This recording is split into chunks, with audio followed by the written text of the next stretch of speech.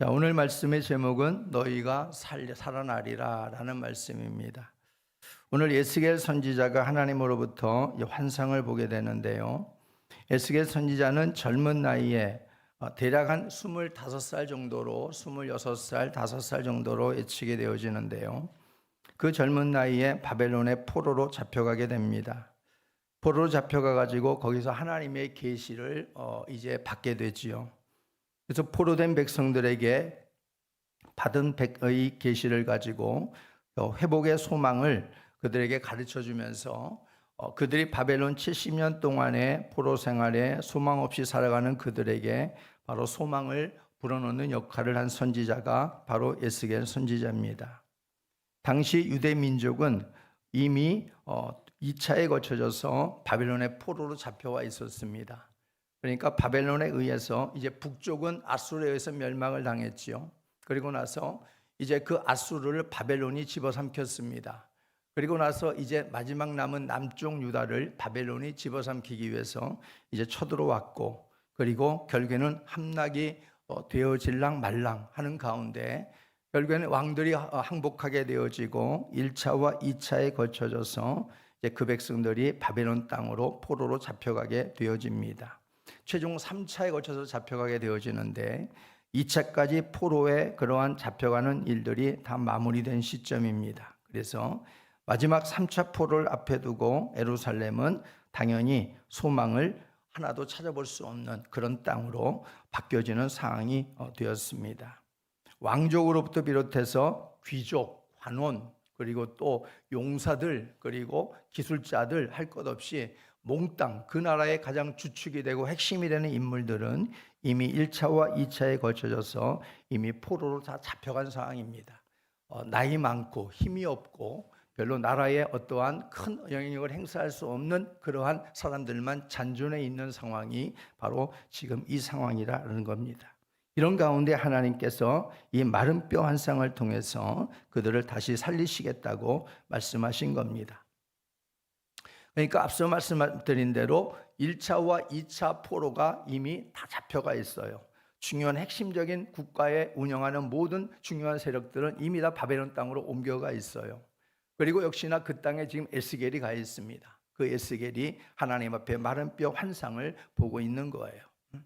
그러니까 지금 에스겔에게 이런 하나님의 환상이 떨어졌을 때에 우리 같으면 어떤 생각을 하겠어요? 하나님, 도대체 살아난다는 게 이게 말이 됩니까? 우리는 그렇게 하나님 앞에 반문할 거예요. 아니, 이왕이면 살릴 거라면 왜 하나님께서 1차, 2차 이미 나라가 벌써 거의 다 망해가고 있는데 왜 이 시점에 하나님께서 이런 환상을 나에게 주십니까? 하나님이 말씀하시는 이 모습대로 한다면은 지금 이 나라 상황이 이게 들어맞지 않습니다. 우리 하나님 앞에 수많은 의문과 반문을 하고 하나님께 물을 것입니다. 근데 하나님께서는 이러한 상황에서 내가 살릴 거야 하고 지금 마른 뼈 환상을 보여주고 있는 거예요. 이스라엘이라고 하는 나라는 주 70년에 로마에 의해서 완전히 망했습니다. 그리고 나서 이스라엘 백성들은 로마의 그런 압제 속에 머물기도 하고, 그리고 대부분의 민족들이 흩어지게 됩니다.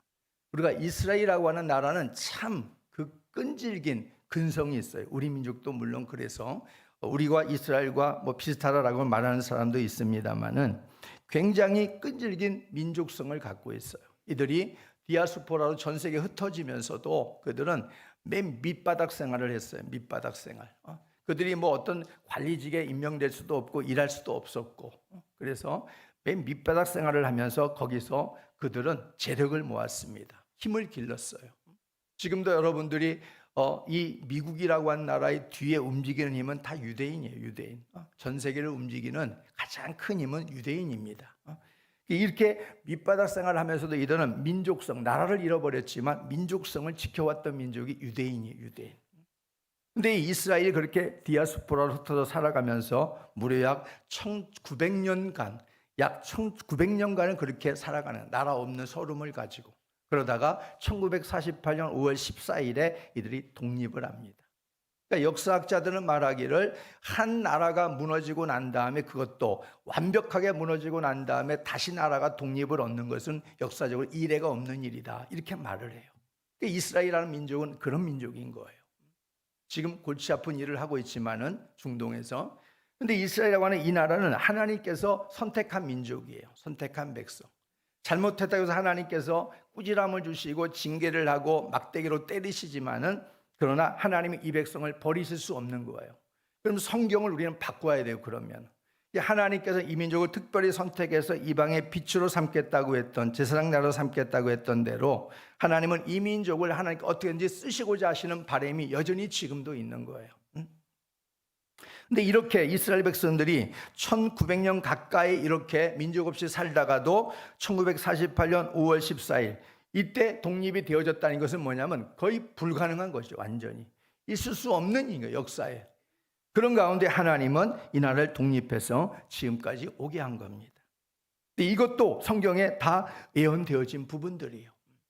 이스라엘이 살아나리라 하는 것. 오늘 말씀도 바벨론 70년이 지났습니다. 그리고 유대민족이 포로에서 돌아오게 된다라고 하는 이 말씀은 마치 죽은 자가 부활하는 것만큼이나 어려운 일이죠. 이것은.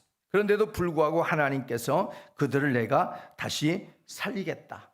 포로 생활에서 그들이 다 돌아오게 하겠다. 하나님께서 미리 이 마른 뼈를 통해 가지고 환상을 통해서 그들에게 말씀해 주고 있는 겁니다. 그래서 오늘 우리는 에스겔이 보았던 이 마른 뼈들은 11절에 말해주고 있는 것처럼 바로 이스라엘 족속입니다. 마른 뼈들은 다름 아닌 이스라엘 족속들이에요. 그리고 이 마른 뼈들의 환상의 의미를 우리가 한번 같이 살펴보면서 두 가지로 교훈을 우리가 나누려고 합니다. 첫 번째는 뭐냐면은 바로 마른 뼈 환상은 한 나라의 흥망성쇠의 주권이 하나님께 있음을 보여주고 있는 겁니다. 나라의 흥망성쇠가 하나님의 손에 달려있다 그러면 한 개인은 어떨까요? 우리 한 개인도 마찬가지예요. 다 하나님의 주권에 달려있다라는 것입니다.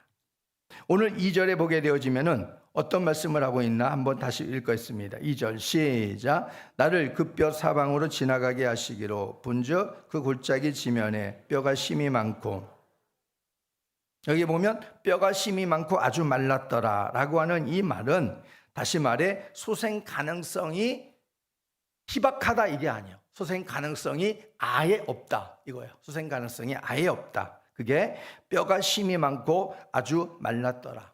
에스겔 골짜기에 굴러다니는, 발로 차면 굴러다니는 그런 해골 그리고 뼈다귀들이 수북히 쌓여져 있는데 거기다 물을 준들 거기가 살아나겠느냐 이런 말이지요. 수생 가능성이 전혀 없음을 말해주고 있는 거예요. 나라가 바벨론에 의해서 처참하게 짓밟히고 하나님의 성전은 완전히 이제 무너지는 날이 대략 에스겔이 하나님 앞에 마른 뼈 환상을 가지고 이렇게 말하고 있을 때의 그 시점은 대략 한 5년 후에 임박해 이 5년 후에 멸망이 임박해 오는 시점이라고 말할 수 있습니다. 그러니까 많이 나와봤자 5년인 거예요. 5년. 이렇게 나라가 망하게 된 이유가 무엇인가라는 걸 보면은 그들은 거룩한 땅을 우상 숭배로 더럽혔습니다. 그리고 하나님을 버렸습니다. 여러 선지자들 통해서 하나님이 경고하지만 그 경고장을 받아들지 않습니다. 오히려 저들의 말을 듣지 않고 하나님의 말씀을 더 버리고 하나님 앞에 멀리 떠나고 하나님의 말씀을 짓밟아 버립니다. 그 대가가 뭐냐면 만국으로 가게 한 겁니다. 하나님께서. 겉으로 볼 때는 오늘 이 상황은 모든 것이 소망이 없는 상황이에요. 완전히 끝나버린 상황이다 이런 말이죠. 그런데 이스라엘을 향한 하나님의 꿈과 기대는 포기되지 않았습니다. 이게 중요한 거예요. 이스라엘은 이미 나라도 멸망하고 이제 조금만 있으면은 3차 포로에서 완전히 유다라고 하는 나라에 이제는 문을 닫아야 되는 그런 시점에 와 있지만은 그러나 이스라엘을 향한 하나님의 꿈과 기대는 아직도 시퍼렇게 살아 있었다 이런 말이죠. 그렇다고 해서 하나님께서 이들을 통하여 하나님의 꿈과 기대를 다시 한번 불이익하게 일어나게 해서 사용하고 싶긴 한데 그런데 이들의 잘못된 저들의 신앙을 그대로 안고 갈 수는 없다 이런 말입니다. 우리들이 세상에 공사하는 것을 우리가 보더라도 어떤 공사는 우리가 주춧돌 가장 기반이 되는 골격들은 우리가 그대로 뼈대를 세워놓고 나머지는 허름해서 무너뜨리고 그 다음에 거기다 리모델링하는 공사가 있어요. 또 어떤 공사를 보면은 그 골격 뼈대도 현찮아 가지고 다 부숴버리고 다시 거기다 세우는 공사도 있습니다. 이런 공사처럼 바로 이들의 신앙적인 공사는 쓸만한 골격이 하나도 남아있지 않은 거예요. 그래서 하나님께서 이 골격마저 다 부숴버리고 다시 거기다가 새로 재건해야 되는 것이 바로 이스라엘의 신앙이었다, 이런 말이죠. 그럴 때 하나님이 그 자녀들에게 행하시는 엄한 징계가 때로는 우리가 볼 때도 너무 잔혹해 보일 수 있어요. 너무나 모질게 보일 수 있고 너무나 냉정해 보일 수도 있다는 거지요. 그렇지만은 이렇게 하나님 하실 수밖에 없었던 그 하나님의 결정과 계획에는 바로 하나님이 눈물을 머금고 회복을 계획하시는 그 하나님의 눈물이 있음을 우리는 기억해야 된다 하는 겁니다. 왜 하나님이 이렇게밖에 할 수 없으셨는가? 그들을 왜 완전히 나라를 완전하게 다 남쪽과 북쪽을 다 뭉개고 완전히 망하게 한 다음에서야 그들을 다시 하나님께서 회복을 시켜주셔야만 됐는가? 이 방법밖에 없었는가? 우리가 하나님께 묻는다면 하나님은 우리들에게 그래, 그 방법밖에 없었다라고 말씀하시는 하나님이에요. 하나님은 그 백성들에게 그 나라를 붙들고 계시는 분이 하나님이심을 보여주기 위해서 바벨론에 무너지게 하셨고 다시 세우게 하신 겁니다. 이를 통해서 하나님이 그들에게 바라시는 게 무엇이냐면 하나님을 온전히 의지해라, 나만 의지해라, 그리고 나의 주권을 똑바로 인정하라, 이겁니다. 하나님을 하나님으로 인정해라. 이것을 하나님께서 이들에게 그것을 바라고 계셨던 거예요. 때로는 하나님께서 인생들의 고통을 주시고 완전히 소망 없게 하시는 이유가 있어요. 그게 뭐냐면 우리들이 주 안에서 완전히 죽이는 겁니다. 주 안에서 완전히 죽게 하고 주 안에서 그런 다음에 다시 새롭게 살리시는 거예요. 근데 우리는 안 죽으려고 그러잖아요. 죽어 그러면 우리는 안 죽어. 나는 못 죽습니다. 하나님 앞에 이러잖아요. 근데 하나님은 우리를 먼저 죽여요. 우리를 먼저 죽이길 원해요. 그래야 하나님이 우리를 살리실 수 있으니까. 그래야 하나님의 주권을 인정하는 인생이 온전히 되니까. 내가 살아있으면 하나님의 주권을 인정하지 않거든요. 그렇기 때문에 하나님께서는 우리를 주 안에서 고통을 통해서라도 완전히 소망이 없게 하더라도 하나님 우리를 그 안에서 완전히 죽이시는 거예요. 그리고 거기서 하나님 내가 죽었습니다 할 때 하나님 그때 우리를 살리시는 거예요. 왜냐? 그렇게 해야 그 인생이 하나님의 통치에 완전히 온전히 100% 무릎을 꿇을 수 있기 때문에. 우리라고 하는 우리 자신이 얼마나 하나님 앞에 연약하면서도 얼마나 고집이 세요. 얼마나 아집이고 얼마나 교만하고 얼마나 오만하냐, 이런 말이에요. 하나님 안에 죽은 듯 싶으나 또 살아나는 게 우리의 잡초처럼, 죽은 것 같은데 또 살아나는 게 우리 안에 있는 모습 아니겠어요? 그러니까 하나님께서 우리를 온전하게 죽이시고 그 다음에 하나님이 봐서 새롭게 다시 살리시는 거예요. 요한복음 11장 11절 말씀 한번 볼까요? 시작. 이 말씀을 하신 후에 또 이르시되 우리 친구 나사로가 잠들었도다. 그러나 내가 깨우러 가노라. 여기 보면 나사로가 완전히 죽었어요. 근데 주님께서는 나사로가 죽었다 그러지 않고 뭐 했다? 잠들었다 그래요. 잠들었으니 깨어날 때가 있지 않겠어요? 주님이 깨우러 가자 말씀하시는 거예요, 제자들에게. 주님은 나사로가 이 중한 죽을 병에 걸렸을 때에 이미 기별을 받았어요. 지금 사랑하는 나사로가 지금 죽을 병에 지금 걸려서 지금 죽어가고 있습니다. 빨리 도와주십시오. 근데 주님의 요청, 주님이 그 요청을 받고 난 다음에 주님께서는 바로 즉시로 달려가지 않았어요. 나사로가 죽기를 기다렸습니다. 그리고 나사로가 죽은 다음에 주님께서는 그때서야 오늘 저 말씀을 하는 거예요. 나사로가 잠들었어. 우리 같이 깨우러 가자. 이 말을 하고 있는 거예요. 그러니까 주님께서 갔었을 때에 마리아와 마르다 같은 그런 주님과 가장 가까이 있었던 그 여인들조차도 주님께서 저 말을 하니까 뭐라고 말씀하냐? 그래요. 주님께서 나중에 부활하실 때에 모든 자가 부활하게 될 때에 마지막 날에 그때 살아나겠지요. 이 말을 한단 말이에요. 근데 주님은 그게 아니에요. 시점이 아니다. 지금 살아나리라. 주님께서 그렇게 말씀하신 거거든요. 주님께서 그렇게 나사로를 찾아가가지고 살리러 할 때에 나사로의 상태가 어떤 상태였냐면은 그는 죽인 지 나흘이 됐어요. 이미 죽은 지 나흘. 그래서 무덤 속에 들어가가지고 이미 그는 육체가 벌써 부패해가지고 썩은 냄새가 바위 속에 판 무덤에 들어갔기 때문에 그 사이에서 이 썩은 시체 냄새가 막 풍겨나오고 있었습니다. 그런 시체를 향해서 예수님께서 말하기를 나사로야 나오너라 하고 명령하시니까 그 죽은 나사로가 수적이 동인 채로 나오는 거예요. 그걸 보는 사람들의 마음이 어떻겠습니까? 그걸 보는 사람들의 그 반응이 어떻겠어요? 와, 분명히 나사로는 죽었는데 저분이 살리셨어. 그래서 나사로 까닭에 그 예수님이 주가 되시고 메시아 되심을 그들이 믿고 주님 앞에 돌아왔다라고 성경은 말씀해 주고 있는 거예요. 만약에 나사로가 죽을 똥말똥하면서 기절했다, 혼절했다, 그런 나사로 살리셨다고 해봐요. 그러면 사람들이 뭐라고 생각했어요? 완전히 죽지 않았었어. 숨이 그래도 꼴깍꼴 붙어 있었었어. 그래서 건드린 거야, 주님께서. 그것도 고마운 일이겠지만 그 주님을 메시아로 받아들이겠습니까? 안 받아들인다는 거예요. 무슨 죽은 자를 살려? 아직 안 죽었었는데 이렇게 사람은 말하지 않겠어요. 그러니까 주님이 완벽하게 죽이시는 거예요. 완벽하게 죽이시고 난 다음에 그 다음에 완벽하게 살리시는 거. 이게 바로 뭐냐면 생명의 주권이 주님께 있다. 주님에게 있다는 걸 우리에게 보여주시는 거예요. 그 주권을 인정하라는 거예요. 그 주권을 인정하라. 바로 오늘 마른 뼈는 우리에게 그걸 말해주고 있는 겁니다. 그리야 비로소 인생들이 메시아를 제대로 알아보고 하나님께로 돌아오기 때문에 그렇습니다. 죄와 허물로 죽은 소망 없는 우리들의 모습이 바로 마른 뼈와 같습니다. 그럼에도 불구하고 예수 밖에서 하나님을 떠나 무언가 할 수 있다고 살아가면서 자신의 지혜와 힘을 의지하는 그런 모습들이 또한 우리들의 모습이다, 이런 말이죠. 오늘 3절에서 하나님께서 에스겔에게 뭐라고 물어요? 이 뼈들이 능히 살 수 있겠느냐 하고 물어요. 이 뼈들이 살 수 있겠느냐. 하나님 모르면서 묻는 게 아니죠. 에스겔 골짜기에 무더기로 쌓여져 있는 그 수북하게 쌓여져 있는 뼈들을 향해서 주님 하나님께서 묻는 거예요. 야, 이 뼈들이 살겠냐? 당연히 살 수 없지요. 이게 어떻게 살겠어요, 그 뼈가? 근데 주님이 물어보는 거예요. 그러니까 에스겔이 뭐라고 답하냐면은 주 여호와여 주께서 아시나이다, 이렇게 대답해요. 주 여호와여 주께서 아시나이다. 이 말은 뭐냐면 자기의 아는 것이 중요하지 않다는 거예요. 에스겔 생각에는 이거 당연히 못 살지요, 이렇게 말하고 싶은데 이 말을 하지 않는 거예요. 왜냐하면 지금 하나님께서 물어보시는 그 이유가 뭐겠어요? 살리라 분명히 말씀했잖아요. 살리라. 그러니까 이 에스겔의 입장에서는 이제 하나님께서 살리라 하는데 자기 생각이 중요한 게 아니에요. 자기 생각이. 하나님, 나는 서로 내가 살 것 같지 않은데요 하는 마음이 들어도 내 생각이 중요하지 않아요. 주님, 주님의 생각이 중요하지요. 하나님의 생각이 중요하지요. 하나님이 하시고자 하신 그 뜻이 중요하지요. 거기에 내가 따르기를 원합니다 하고 고백하고 있는 거예요.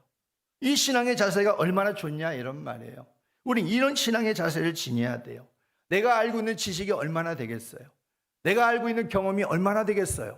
그걸 주님 앞에 온전히 내려놓을 때 그때 우리는 비로소 주님의 주권을 인정하는 자가 되는 줄로 믿으시기 바랍니다. 우리들에게도 에스겔처럼 늘 개인과 민족의 흥망성쇠가 하나님께 있음을 인정해 드려야 되고 자신의 지혜보다 하나님을 온전히 의지하는 삶이 되시기를 예수의 이름으로 축복합니다. 우리는 늘 이걸 잊지 말아야 돼요. 나는 예수님이 살려주셔야만 했던, 살려주실 수밖에 없었던 마른 뼈였어. 이 사실을 잊지 말자는 거예요. 나는 마른 뼈였다. 마른 뼈가 무슨 말을 하겠어요? 무슨 주장을 하겠어요? 마른 뼈에 하나님의 은혜가 부어지길 바라고 부어진 은혜를 가지고 우리가 할 수 있는 것은 하나님의 은혜에 감사합니다. 이거밖에 우리가 할 수 있는 게 뭐가 있겠냐, 이런 말이죠. 그래서 바로 그런 마른 뼈에 대한 완성의 첫 번째 교훈은 하나님의 주권을 인정하라. 하나님을 하나님답게 높여드려라. 그 하나님을 하나님의 자리에 온전히 인정해드리는 믿음 생활을 하라 하는 것을 우리에게 보여주고 있습니다. 두 번째는 바로 성령이 말씀과 함께 일하실 때 참된 회복이 일어나게 하신다는 거예요. 오늘 4절 5절 말씀 다시 읽어보겠습니다. 시작. 또 내게 이르시되 너는 이 모든 뼈에게 대언하여 이르기를 너희 마른 뼈들아 여호와의 말씀을 들을지어다. 주 여호와께서 이 뼈들에게 이같이 말씀하시기를 너희에게 들어가게 하리니 너희가 살아나리라.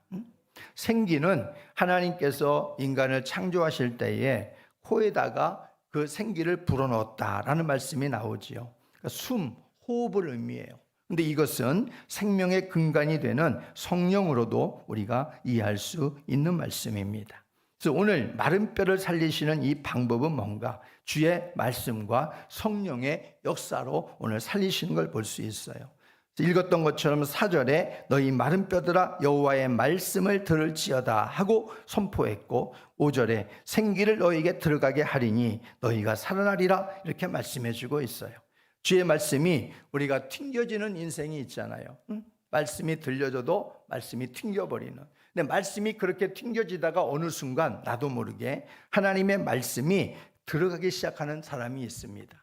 그 말씀이 어느 순간 튕겨지다가 그 말씀이 들어가요. 자꾸 듣다 보면. 그러면 그게 뭐냐면은 그게 내 안에 이제 신앙에 싹이 난다는 거예요. 신앙에 꽃이 핀다는 거예요. 그리고 신앙의 열매를 맺게 하시는 그게 시발점입니다.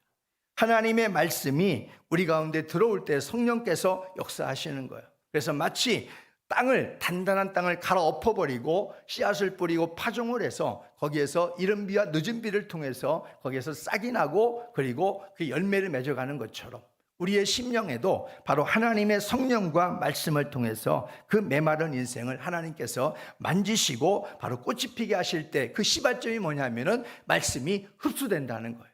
말씀이 내 안에 자리 잡게 된다는 겁니다.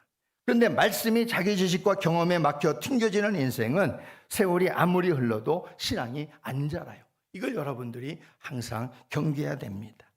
오늘 마침내 에스겔이 하나님의 말씀을 받아서 마른 뼈들에게 명령을 하니까 뼈들이 어떻게 했어요? 자기 뼈들을 찾아 달라붙기 시작합니다. 그리고 그 위에 힘줄이 생기고 살가죽이 입혀지고 그리고 이렇게 가죽이 입혀져서 이제는 사람의 형상대로 세워졌다 이렇게 말씀해 주고 있어요. 마치 영화 속에서나 나올 법한 일이 지금 여기에 에스겔이 환상을 보고 있는 거예요. 근데 에스겔이 다시 그런 가운데에 어떻게 하냐면 이미 모든 뼈들이 자기 뼈를 찾아서 세워져 있고 사람의 겉모습처럼 이렇게 되어져 있는데 문제는 뭐냐면은 생명이 안 들어가 있는 거예요. 형체만 사람의 모습이지 생명이 안 들어가 있으니까 죽은 시체인 거지요. 그 시체를 향해서 다시 에스겔이 하나님 명령을 받아서 생기에게 명령을 합니다. 죽은 자들의 몸에 들어가서 살게 하라 하니까 에스겔이 그대로 하니까 살아나서 오늘 뭐라고 그랬어요? 큰 군대가 되었다 이렇게 말씀해 주고 있어요. 10절 말씀 시작. 예, 내가 명령대로 대언하였더니 생기가 그들에게 들어가매 그들이 곧 살아나서 일어나 서는데 군대가 되었다 이렇게 말씀해 주고 있습니다. 그러니까 이렇게 하나님의 거룩하신 영이신 성령께서 말씀과 함께 역사하니까 이렇게 비로소 죽은 생명이 살아나고 보니까 큰 군대가 되었다. 회복의 은혜가 입혀졌다라고 말씀해 주고 있습니다. 그래서 오늘 여기 보면 이스라엘은 스스로 보기에도 뭐라고 스스로 말하고 있냐면은 우리는 전혀 가망이 없어. 우리는 전혀 소망이 없어. 우리는 완전히 다 멸망당했어. 이렇게 그들도 생각하고 있었어요. 분명히 그럴 수밖에 없는 것이죠. 우리라도 아마 그런 상황을 만나면 이렇게 말했을 거예요. 11절 말씀 11절 시작. 또 내게 이르시되 인자야 이 뼈들은 이스라엘 온 족속이라. 그들이 이르기를 우리의 뼈들이 말랐고 우리의 소망이 없어졌으니 우리는 다 멸절되었도다 하느니라. 한마디로 말하면 다 끝났어. 우리는 이제 할 것도 없어. 이젠 다 망했어. 정말 쫄딱 망했어. 이제는 아무것도 우리가 할 게 없어. 이렇게 지금 말하고 있는 거예요. 바로 이들의 이 모습을 11절 12절에서 뭐라고 그러냐면은 무덤에 들어간 자들 같이 되었다라고 말하고 있는. 무덤에 들어간 자. 무덤에는 살아있는 자가 들어가요, 병든 자가 들어가요, 죽은 자가 들어가요. 죽은 자가 들어가잖아요. 죽어가고 있는 자가 들어가는 게 아니라 완전히 죽은 자가 무덤에 들어가는 거 아니겠어요? 그런데 이들은 말하기를 바로 무덤에 들어간 자 같이 되었다라고 말해주고 있는 거예요. 근데 하나님은 어떻게 해요? 너희들 무덤에 들어가 있니? 내가 무덤 문을 열어버릴게. 무덤 뚜껑을 내가 열어버리고 너희를 나오게 해줄게. 하나님이 그렇게 말씀하시고 있는 거예요. 어떻게 해요? 성령과 말씀을 통해서 하나님이 그렇게 하시겠다는 거예요. 이 말은 무슨 말이에요? 살리시겠다는 거 하나님이. 너희들은 죽었다고 생각하나 내가 살리겠다 하나님이 이렇게 말씀하고 있는 거예요. 그래서 하나님은 끝났다고 하는데 우리가 그것을 미련하게 붙드는 것은 이것도 잘못이에요. 하나님이 끝했는데 아직 안 끝났어요. 더 해볼게요. 이것도 우리가 잘못한 것이고 또 하나 하나님이 끝나지 않았다고 하는데 우리는 끝났어요. 이제 뭘 해요? 망했어요. 하는 것도 이것도 불신앙이다 이런 말이에요. 이 두 가지를 우리는 잘 분별해야 됩니다. 그래서 오늘 여기 하나님께서 말씀하시는 것은 뭐냐면 하나님이 아직 안 끝났어. 너희는 끝났니? 근데 나는 아직 안 끝났거든. 하나님이 그렇게 말씀하시고 있는 거예요. 그러면은 산다 이런 말이에요. 하나님이 아무리 우리 상황이 어렵고 고통스러워도 우리의 생각에 끝났어라고 하는데 하나님은 안 끝났어. 그러면 그 상황은 끝난 거예요, 안 끝난 거예요? 안 끝난 거예요. 안 끝난 거예요. 고통이 있고 어려움은 있지만은 현상적으로 보여지는 우리를 묶고 있는 이러한 어려움들은 여전히 남아있다 할지라도 하나님이 안 끝났다 그러면 안 끝난 거예요. 하나님이.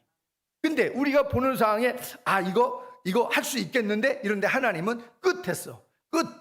근데 우리는 막 안 끝난 것처럼 해. 이것은 뭐예요? 끝난 거예요? 안 끝난 거예요? 끝난 거예요. 그건 끝난 거예요. 우리가 하나님 앞에 만나는 환경들을 통해서 하나님께 물어야 되는 거예요. 하나님, 이게 상황이 끝난 건가요? 하나님이 안 끝난 건가요? 내 고집과 내 경험과 내 지혜로만 뚫어가려고 하지 말고 하나님께 먼저 물어야 되는 거예요. 깊숙이 엎드려서. 이 상황이 끝난 겁니까? 왜 하나님이 끝난 걸 가지고 우리가 헤집을 수는 없잖아요. 하나님이 안 끝났다는데 우리가 절망하고 포기할 수는 없잖아요. 그러니까 하나님께 물어야 되는 거예요. 오늘 이스라엘 백성들은 하나님은 안 끝났어. 나라가 망했지, 성전이 무너졌지, 너희들 포로 생활하고 있지, 70년 이 포로 생활 언제 끝날지 모르지, 끝난 것 같지. 그러나 하나님은 안 끝났다, 안 끝났어. 70년 후가 지나면 너희들 다시 내가 무덤 뚜껑을 열고 너희들을 살려가지고 다시 고국 땅으로 내가 돌려보낼 거야. 하나님 그렇게 말씀하시고 있는 겁니다.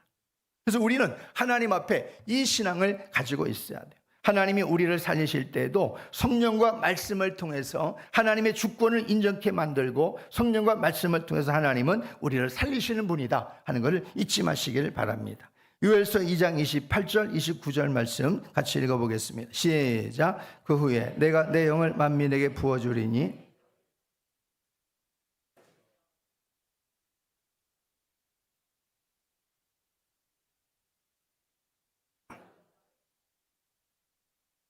이게 뭐예요? 요엘에게 통해서 요엘 선지자를 통해서 그 백성들에게 이제 성령을 부어줄 것이다라고 하는 약속 아니겠어요?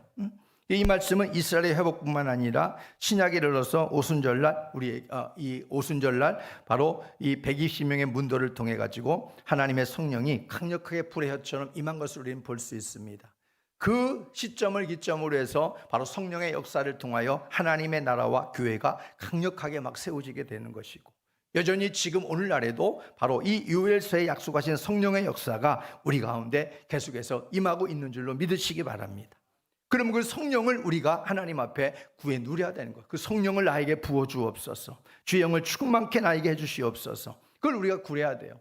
뭐라고 사도 바울은 에베소서에 말해주고 있어요. 너희가 술 취하지 말라. 뭘 취하라? 성령을 취하라. 성령에 취하라. 술 취하지 말고 성령에 취하라. 그래서 하나님 앞에 여전히 주시기로 약속하신 이 말씀이 오순절날 끝난 게 아니라 여전히 오늘날에도 성령이 우리 안에 성전 삼고 하나님의 거룩한 영을 부어주시기를 원하시는 거예요. 어떠한 자들에게, 사모하는 자들에게, 달라고 하는 자들에게 하나님 부어주시지 그냥 가만히 있는데 하나님께서 그걸 그냥 부어주겠냐 그런 말이겠어요. 하나님은 우리가 정말 그 하나님의 영이 필요합니다. 나 그 영을 받아야 되겠습니다. 성령의 충만함을 간절히 사모하는 자에게 하나님께서는 그거 은밀한 일을 보여주시는 하나님이십니다. 그래서 성령은 우리가 선물이잖아. 선물. 하나님이 우리에게 주실 때 뭐라고 말씀해주고 있냐면 나의 가장 좋은 것이다. 너희가 구하고 찾고 두드릴 때에 너에게 내가 주고 싶은 것 중에 가장 좋은 것이 성령이다. 그러니 너희들이 이 선물을 받고 싶으면 너희들이 간절히 구하고 찾고 두드리라 이런 말이에요. 보세요. 성경 말씀에 이건 제 말이 아니에요. 성경 말씀이니까. 그 성령이 하나님 주시기에 가장 좋은 것임에도 불구하고 우리는 하나님 앞에 구하고 찾고 두드리냐 이런 말이에요. 뭐가 그렇게 바쁘고 이것보다 더 좋은 게 어디 있는데 이걸 여러분이 받아서 누려야 될 거 아니겠어요? 하나님이 주시겠다고 하는데 이 성령을 받아야 산단 말이에요. 이 성령을 받아야 우리 영혼이 살고 메마른 땅에서 그 시멘트 같은 단단한 그 땅에서도 희한하게 거기서 꽃이 피게 하시는 게 하나님의 성령의 역사다 이런 말입니다. 말씀에 들어가야 성령이 역사하실 거 아니겠어요? 그러니 우리는 하나님 앞에 이스라엘의 회복뿐만 아니라 오늘날 이 시대에 하나님께서 원하시는 바람은 바로 마른 뼈들아 살아나라 이겁니다. 허물과 죄로 죽은 자 아무것도 할 수 없어 소망 없는 이스라엘 백성들뿐만 아니라 바로 오늘날 우리들에게까지 거기에 말씀과 성령의 역사를 부어줄 테니까 너희들이 이것을 사모함으로 너희 것으로 삼아라. 그리고 너희들이 여기 있는 것처럼 바로 큰 군대로 일어나라 말씀하시는 거예요. 하나님의 군대, 하나님이 찾으시는 군대, 하나님이 얼마든지 명령하면은 그 명령에 따라 일사불란하게 하나님 앞에 그 십자가 들고 십자가 그 높이 들고 주님의 이름을 위해서 싸우는 그 군대 말입니다. 그 군대를 하나님이 찾고 계신 거예요. 오늘 성령의 생명운동이 일어나게 하신 것, 바로 하나님 마른 뼈를 통해서 하나님이 살아나게 하시겠다고 하시는 이유는 뭐냐? 바로 하나님의 큰 군대를 하나님이 기다리고 계신 거예요. 오늘 여기 읽었던 것처럼 저들이 살아나서 일어나 서는데 극히 큰 군대더라, 이렇게 말씀해 주고 있잖아요. 마른 뼈가 주는 교훈은 이스라엘 백성들을 하나님의 큰 군대로 세우고자 하심입니다. 여러분이 아시는 것처럼 바로 야곱의 70명이 고작 애굽의 고센 땅에 들어가서 안주했어요. 그 70명이 바로 얼마가 됐어요? 240만 이상으로 불어납니다. 인구가. 그 기간이 430년이에요. 하나님께서 미쳤다고, 하나님께서 여유가 있다고 430년을 기다리셨겠습니까? 하나님은 아브라함에게 이미 약속했어요. 그 땅에 들어가게 될 것이다. 거기에서 그들은 노예 생활을 할 것이다. 그러나 430년이 차고 나면 내가 그들을 불러낼 것이다. 그건 뭐예요? 하나님의 영광을 드러내기 위한 군대를 하나님 만드시는 거예요. 430년을. 그 430년을 그렇게 학수고대하면서 하나님 앞에서 애굽에 종살이하면서 아유 여기가 좋아, 우리는 여기밖에 없어 이러면서 노예 근성에 빠져가지고 그 타성에 빠져가지고 나올 줄 모르는 그들을 하나님께서 십장을 때리면서 그들을 끄집어내가지고 광야에서 하나님은 그들의 군대로도 다듬으려고 하시는데, 하나님의 말씀을, 하나님의 영의 인도를 받지 않는 그들 어떻게 하겠어요? 하나님께서 아무리 어르고 아무리 징계를 때리고 그들을 끌어가도 쫓아오질 않는데, 그러니까 광야 1세대가 죽는 거예요. 광야 1세대가. 그리고 2세대가 여호수아 갈렙을 통해서 나와서 하나님이 원하시는 싸움을 하는 거예요. 그게 뭐예요? 가나안 정복 전쟁을 하는 거예요. 이게 뭐냐? 하나님의 군대를 통해서 하나님이 싸우시는 전쟁이라, 이런 말이에요. 그 땅을 아낙 자손 거인들이 그냥 울그럭불그한 그런 근육질의 사람들이 거기서 모여 살고 있는 그곳을 이스라엘 백성 훈련되지 않은 그들을 통해서 하나님은 정복해 버리는 거예요. 이게 뭐냐? 하나님의 군대를 통해서 하시겠다는 거예요. 하나님이.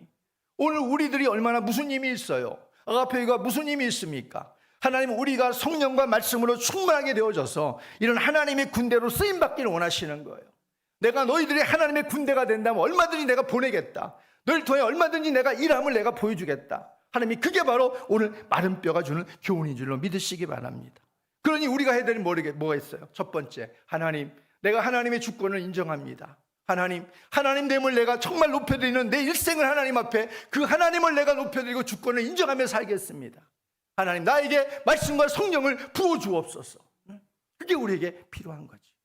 그러면 하나님께서는 우리를 통해서 분명히 이런 마른 뼈를 다시 살리셔서, 그리고 이 마른 뼈를 군대로 만들어서 하나님의 영광을 드러내게 하실 줄로 믿으시기 바랍니다.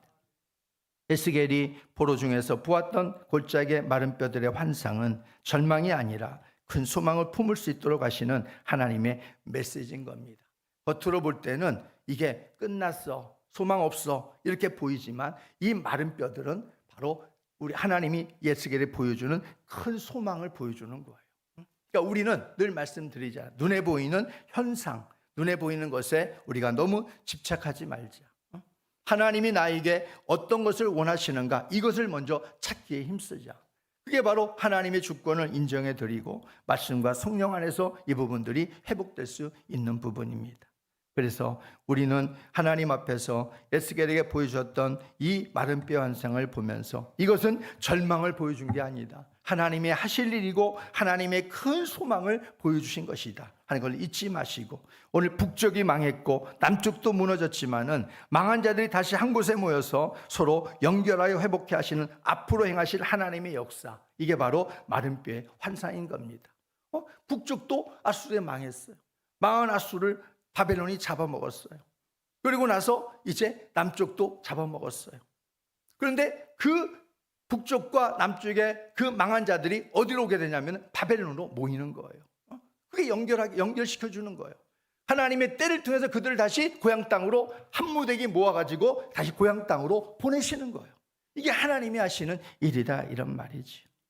그래서 우리는 하나님 앞에 오늘 말씀을 통해서 바로 이러한 소망된 하나님의 말씀이 우리 가운데 성령의 역사를 통해서 날마다 우리 가운데 채워지고 또 그것이 꿈이 되고 그것이 기대가 되어지고 하나님의 뜻을 이룰 수 있는 그러한 우리 모든 삶의 목적이 되기를 주의 이름으로 축복합니다. 요한복음 11장 25절 26절 보겠습니다. 시작. 예수께서 이르시되 나를 믿는 자는 죽어도 살겠고 오늘 살아서 나를 믿는 자는 영원히 죽지 아니하리니 이것을 내가 믿느냐 그랬습니다. 지금도 예수 그리스도의 십자가 대속을 믿는 자는 죽어도 삽니다.